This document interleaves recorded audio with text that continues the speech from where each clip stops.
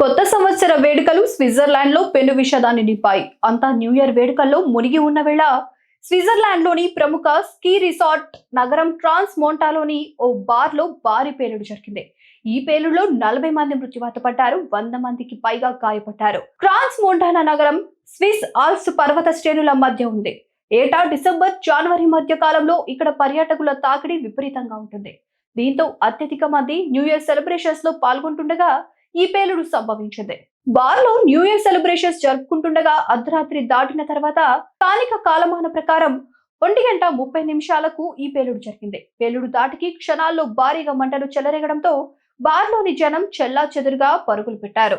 ట్రాన్స్ Montana నగరం Swiss Alps పర్వత శ్రేణుల మధ్య ఉంది. అయితే ఇదే ప్రాంతంలో గత కొంతకాలంగా కార్ చిచ్చులు చోటు చేసుకుంటున్నట్టు సమాచారం.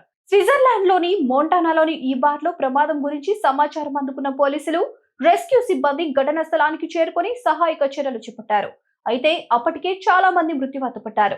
అయితే ఈ ఘటనలో ఉగ్ర కుట్ర లేదని అధికారిక వర్గాలు వెల్లడించాయి. బాణసంచ కారణంగా ఈ పేలుడు సంభవించి ఉండొచ్చని అధికారులు భావిస్తున్నారు. ఈ వీడియో మీద మీ అభిప్రాయాన్ని కామెంట్ చేయండి. ప్లీజ్ సబ్స్క్రైబ్ టు వేదిక టీవీ.